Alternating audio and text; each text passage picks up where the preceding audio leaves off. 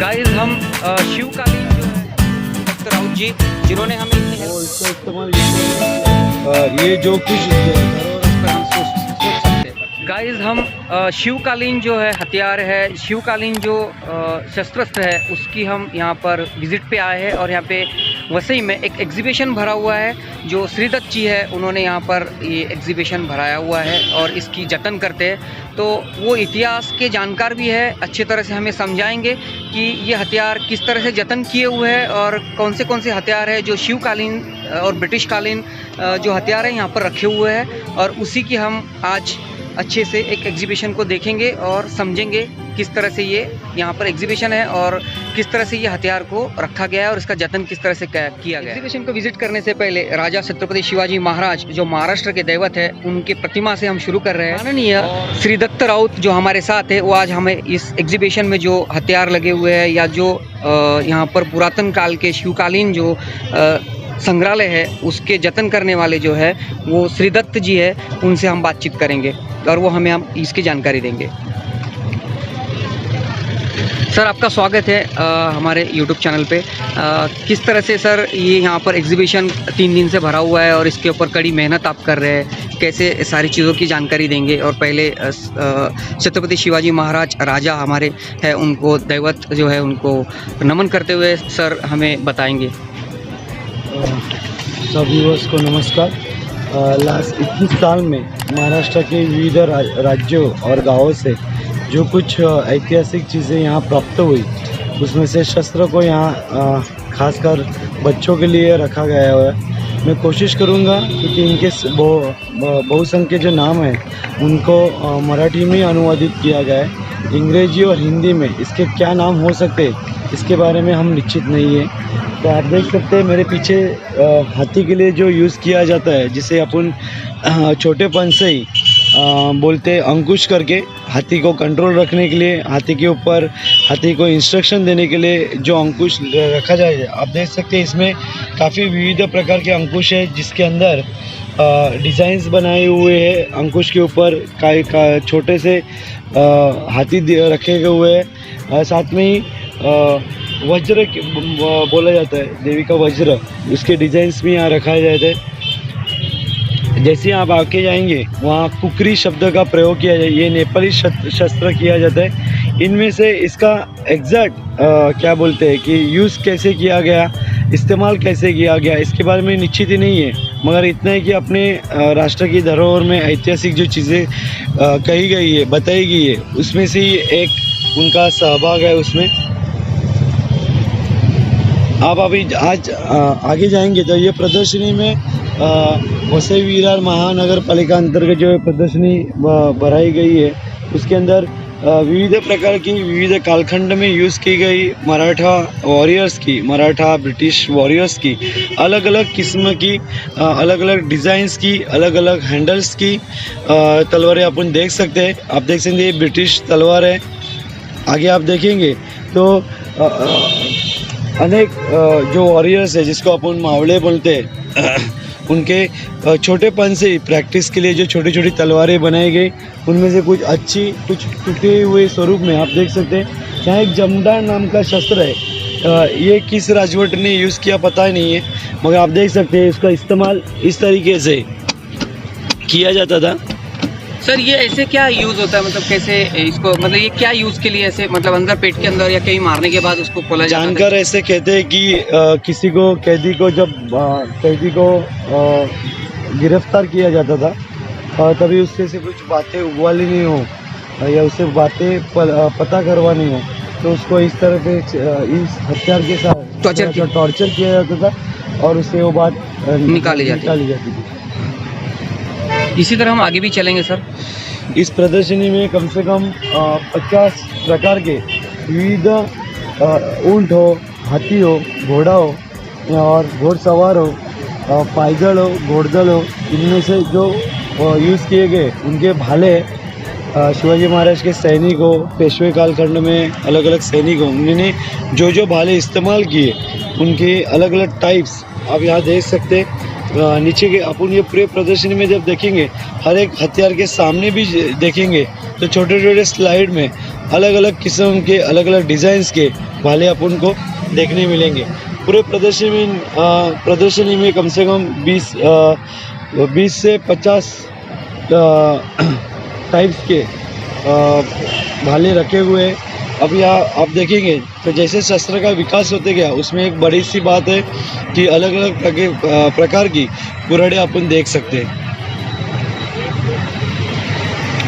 यहाँ शिवाजी महाराज की उपलब्ध हुई एक जूनी सी जो पेंटिंग्स है उसको रिप्रिंट करके प्रदर्शनी में रखा गया ताकि बच्चों को पता चले कि शिवाजी महाराज कैसे दिखते थे। और जो ये तलवार यहाँ पे रखी है सर, इसकी ये अभी इसको वज्रेश्वरी की जो वसई में पालकी निकलती है उसमें जो माना की तलवार बोलते हैं तो उसमें ये यूज़ की जाती है।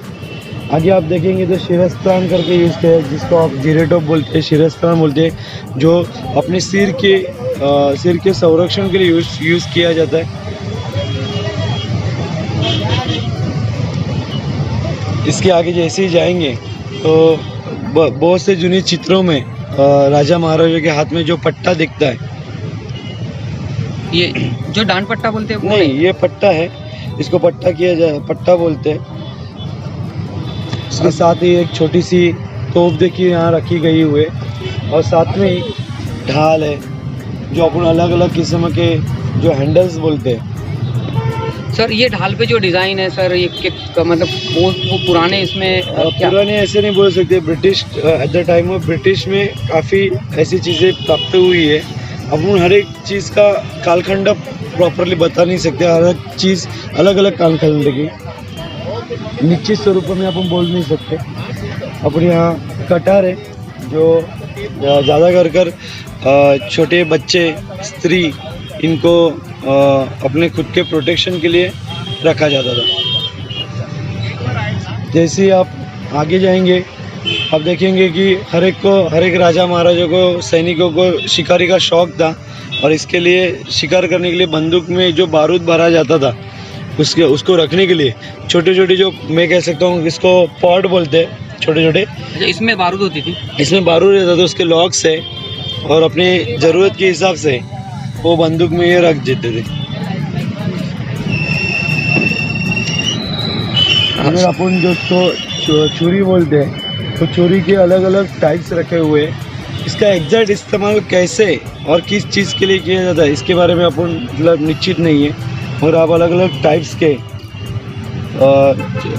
सूर्य यहाँ देख सकते हैं। भगवान परशुराम हर एक जन को पता है, इनके हाथ में एक शस्त्र हर टाइम दिखता है जिसको बोलते हैं अपन परशु।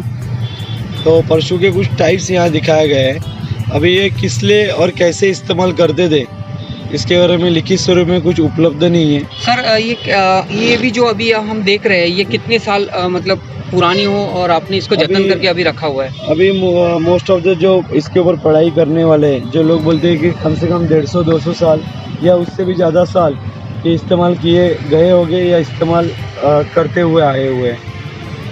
यहाँ कुछ टूटे हुई तलवारें, एक युद्ध में दोनों पक्ष की तरफ जब बड़ी लड़ाई होती थी तो खासकर यहाँ ऐसी तलवारें आप देख सकते हैं, उसको कट है काफ़ी जगह पे, ऐसी तलवारें टूटी जाती थी।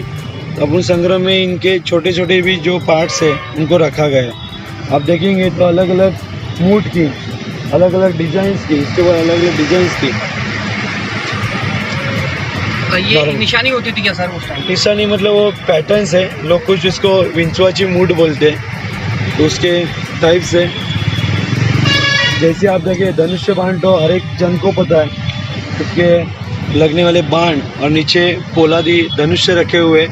जो सर इसके जो टाइप्स है, आगे जो नोक के लिए जो टाइप्स है सर, ये अलग अलग टाइप्स जो दिख रही है यहाँ पर, अपन इसको किस तरह से हम कहेंगे? लोगों ने, बच्चों ने तो इसको महाभारत या इसमें टीवी में या देखा होगा, लेकिन यहाँ ओरिजिनली उस टाइम की जिस तरह से हथियार है, ये जो नोक्स दिख रही है ये काफ़ी अलग अलग तरीके, इसके बारे में कुछ आप बता सकते हैं क्या? अभी काफ़ी जानकार ऐसे बोलते हैं कि ये क्या सभी युद्ध में यूज़ नहीं होंगे, कभी कभी नाटक है, इसके अलग अलग ड्रामाज है, इसमें वो इस्तेमाल किए हुए हैं। तो अपन सभी चीज़ें जो देख रहे हैं वो क्या कंपलसरी युद्ध के लिए बनाई गई ऐसे नहीं बोल सकते।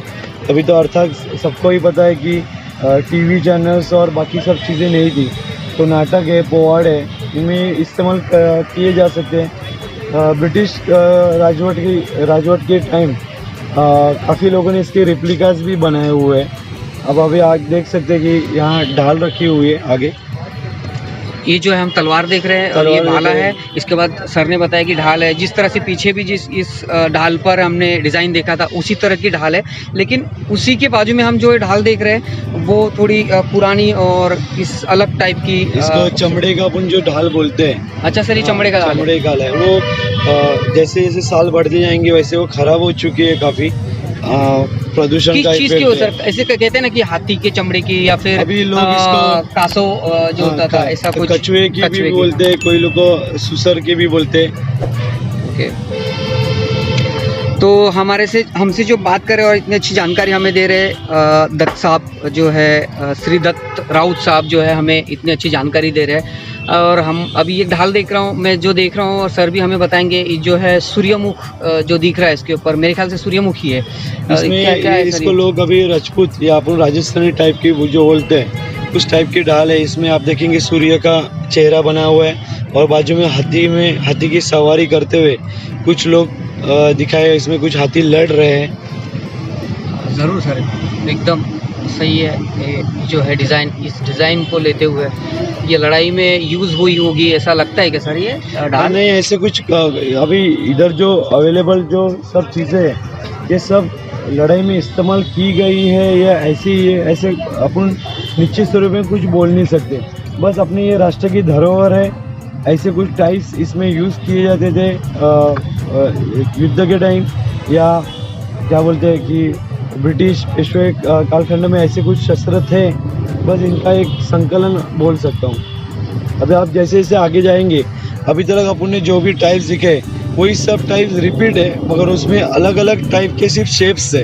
अभी आप जाएंगे बोलेंगे कि अभी तो कुछ टाइम पहले अपन ने तलवार ही देखी, तब वो तलवार और इसमें फ़र्क है, डिफरेंट है, डिज़ाइंस में डिफरेंट है, हाइट्स में डिफरेंस है, ब्रॉडनेस में उसका कुछ डिफरेंस है, उसका यूज़ भी अलग कुछ होगा, अलग अलग हो सकता है। जैसे आजकल आधुनिक हथियारों में जो टेक्नोलॉजी अलग अलग आती है उस तरह से ये सब चीज़ें जो अपन देख रहे हैं ये एग्जैक्ट किस चीज़ के लिए किस तरीके से इस्तेमाल की जाती थी, इसकी जानकारी देने वाला 150 साल पहले का आदमी तो इधर कोई उपस्थित नहीं है। हम लोग यही चाहते हैं कि बच्चों ने ऐसा कुछ था या ऐसा कुछ इस्तेमाल किया जाता था, ये लोगों को पता रहना चाहिए, इसलिए दिखा रहे हैं। हाँ सर, मुझे ये भी बताइए सर, आप इस चीज़ को आप ही जतन करके और इसको काफ़ी मतलब पूरे महाराष्ट्र में इसको आप एक प्रदर्शनी की तरह लेके जाते हैं सर, तो किस तरह से ये आपका जतन करते हैं और किस तरह से आप लोगों तक इस चीज़ों को पहुंचाते हैं? कैसे आपका क्या में काफ़ी मेरी तरह आपके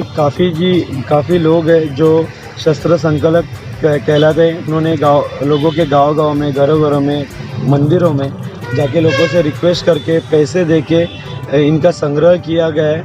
इन सब का हेतु एक ही है कि अपने पास जो कुछ धरोहर है, जो शिवाजी महाराज है, छत्रपति शिवाजी महाराज है, राजाराम महाराज है या बाजीराव पेशवा है, इनके सबके इतिहास को लोगों तक पहुंचाने के लिए या लोगों को पता चलने के लिए कि अपना राष्ट्र किस चीज़ों की वजह से बचा हुआ है, उनकी ये क्या बोलते हैं जीवंत धरोहर है। सर ये क्या, ये जो वाघाची नखे जो अफजल खान या फिर वाघनख कहते हैं, जो लोगों को अपने स्कूल के इतिहास में काफ़ी टाइम अफजल खान वध के बारे में मालूम पड़ा है। नीचे कुछ गुप्ती के प्रकार है जिसमें लकड़ों के अंदर ही ये गुप्ती मत्स्य कटार है, गुप्त कटार है। काफ़ी अच्छी यहाँ पर प्रदर्शनी भरी हुई है, बच्चों ने काफ़ी 3 दिन से भरा हुआ है यहाँ पर ये प्रदर्शनी, और हम जो देख रहे हैं बच्चे यहाँ पे काफ़ी आकर देखते हैं। तो इससे क्या होता है कि बच्चों में एक जो है पीढ़ी ना पीढ़ी ये चलते आना चाहिए और लोगों तक ये पहुँचनी चाहिए ये चीज़ें, इनका ये उद्देश्य है और लोगों को इसकी जानकारी होनी चाहिए, बच्चों में तो ज़रूरी होनी चाहिए। क्या होता है कि ये चीज़ें डूबती चली जा रही है, आज की पीढ़ी मोबाइल हो या कुछ चीज़ें हो उसके अंदर काफ़ी डूबी हुई है, लेकिन ऐसा करने से, विजिट करने से लोगों को हकीकत जो है वो चीज़ें सामने रखी जाती है। और श्री दत्त राउत जैसे जो यहाँ पे लोग हैं या उनकी तरह जो महाराष्ट्र में काम करते हैं, वो लोग यहाँ पर लोगों के दिलों में इस स्रोत कह सकेंगे। क्या कहेंगे सर? हम लोग तो यही चाहते हैं कि छोटे से छोटा इस प्रदर्शनी में रखा हुआ इस टाइम का किला भी हो, तो बच्चों के लिए प्रेरणा तो होती है। उनसे उनको पता चलता है कि वो लोग कैसे लड़ते थे, किस प्रतिकूल परिस्थिति में उन्होंने इस देश की अपने स्वराज्य की रक्षण किया गया हुआ है। सर पीछे हम एक बार जाएंगे, ये जो बाहुबली में जो हमने हथियार देखे थे वैसी उसी तरह से हमने यहाँ पे कुछ हथियार देख रहे हैं, जैसे गदा है या फिर वो जो चेन को लगा हुआ जो बॉल होता था उसे हम अभी इसको गुर्जो बोलते हैं और इसको क्या बोलते हैं, साकड़ी रखा हुआ बोलते हैं, साकड़ी रखा हुआ तोपगोला बोलते हैं। तो अभी ये सब में हिंदी वर्ड्स तो काफ़ी कठिन है कि क्या है। हम लोग उसको गुर्जो बोलते हैं, वो इसका इस्तेमाल युद्ध में ही किया जाता था।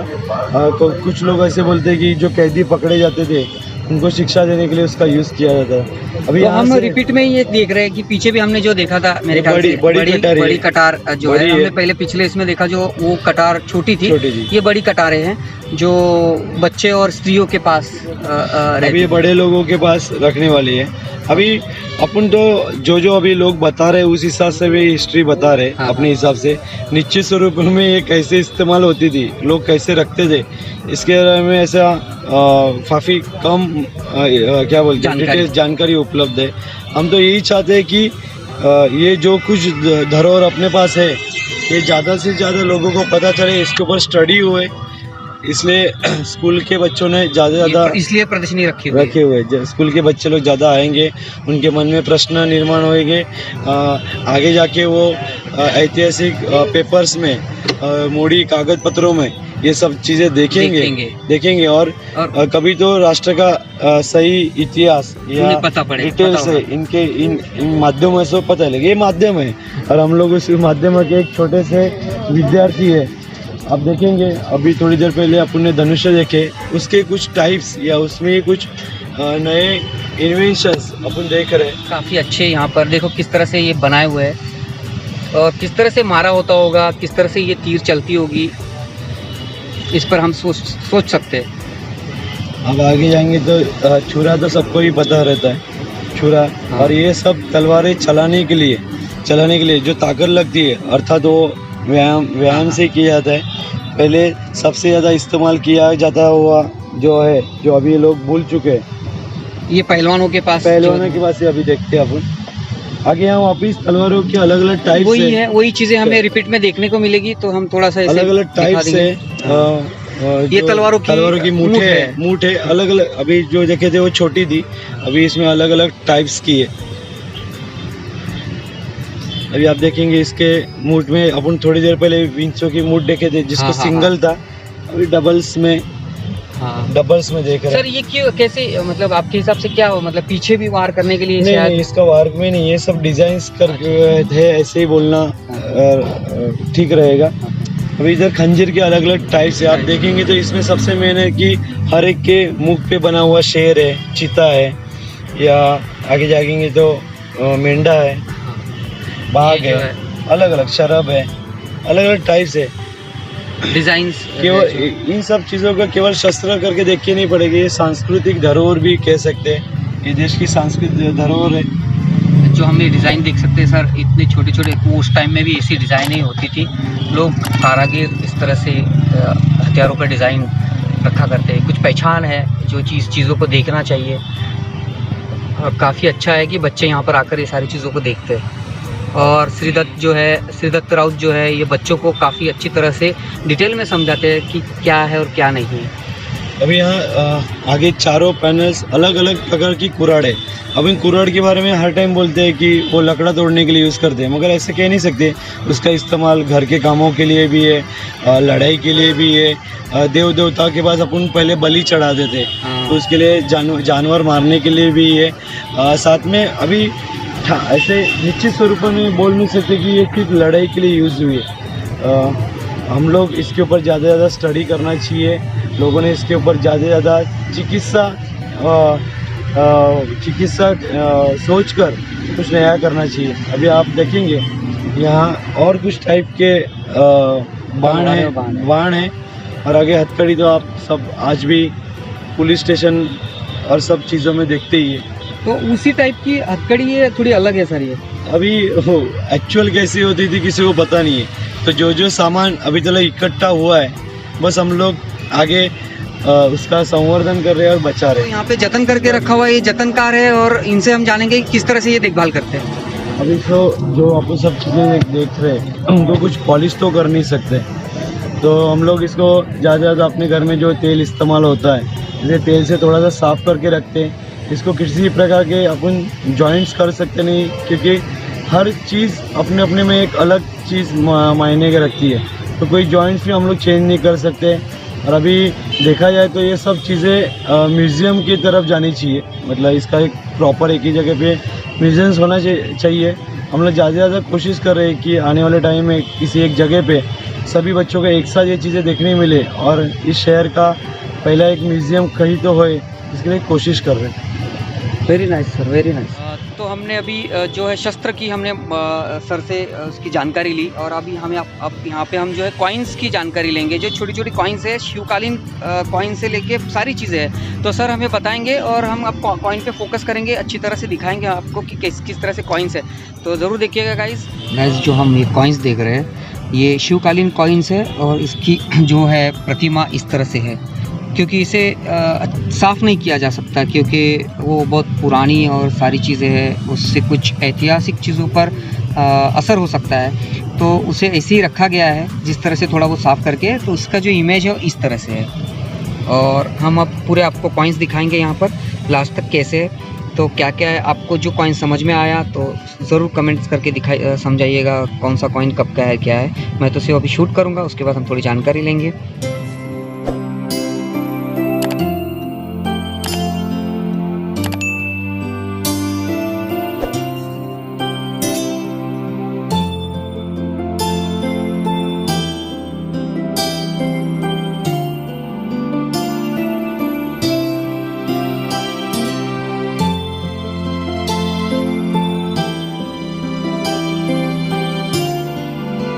एक जैसी कॉइन से लोगों को समझ में आनी चाहिए, इस तरह से उसकी माहिती क्या है सर की सारी एक जैसी दिखती है लेकिन अलग अलग है।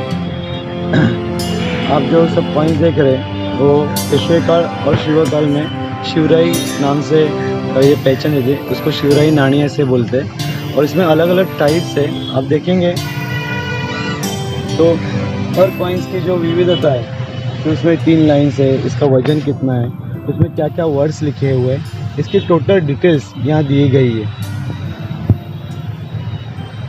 तो जो भी आते हैं वो ये पढ़ते हैं और वो कॉइन्स देखते हैं। साथ में आप देखेंगे ये मोड़ी लिपि करके, मोड़ी लिपि उसके लेटर्स के काफ़ी पन्ने यहाँ रखे हुए हैं। इन सब का ये आप जो ये सब देख रहे हैं, इनका सबका मेन उद्देश्य है कि अपने इतिहास में क्या क्या चीज़ें इस्तेमाल की जाती थी, क्या क्या चीज़ें रखी जाती थी, वो अपने बच्चों को या सभी जो भी जानकारी लेना चाहते हैं उनको डिटेल्स मिले और इससे अपने राष्ट्र की इतिहास में संपादन करने के लिए हेल्प हो, इसलिए कोशिश जारी है। सर क्या कहेंगे बच्चों के दिल पर इसका किस तरह से प्रतिबिंब होता है जो ये चीज़ों को देखकर? बच्चे ये सब चीज़ें पहली बार देख रहे हैं, कुछ बच्चों ने इसको म्यूजियम में देखा जाता था और आप देख सकते हैं कि इधर पास से ये देख पाते हैं। हमारे जो वॉलंटियर्स हैं उनको मराठी में इसके काफ़ी जितना उनको पता है उसके डिटेल्स देते हैं। हालांकि इसको इंग्लिश में या हिंदी में बताना ये हमारे लिए काफ़ी कठिन होता है और लोगों को ये चीज़ें देखने मिली है, इससे लोग काफ़ी। तो गाइस आपने सारी चीज़ें देख ली और हमारे साथ में श्री दत्त राउत जी जिन्होंने हमें इतनी हेल्प करके इतना सारा घुमाकर आपके लिए सारी चीज़ें बताई है, तो इनके लिए हम इनका शुक्रिया अदा करते हैं और आप भी इनका शुक्रिया अदा कीजिए। और आपको किस तरह से क्या लगा हमें ज़रूर बताइएगा और सर का शुक्रिया अदा इसलिए करना चाहिए क्योंकि इसके पीछे इनकी काफ़ी मेहनत है। सर का मैं नंबर दूंगा या डिस्क्रिप्शन में, जो भी हो आपको प्रदर्शनी भरानी हो या कुछ हो तो सही ना सर, तो आप सर से कांटेक्ट कर सकते हैं क्योंकि बहुत कम लोग होते हैं जो इस तरह से, जैसे किला संवर्धन हो गया, किले को किस तरह से रखना चाहिए, उसकी देखभाल कैसी करनी चाहिए, पुराने चीज़ों को ढूंढने के बाद किस तरह से जतन करना चाहिए, ये सारी चीज़ें सर हमें यहाँ तक लोगों तक लेके जानकार है। तो हमारे वसई की सचमुच शान है और मुझे बड़ा अच्छा लगता है। तो आज इनका हम शुक्रिया अदा करते हैं और इस वीडियो को यहाँ पे ख़त्म करते हैं। Thank you sir, thank you so much.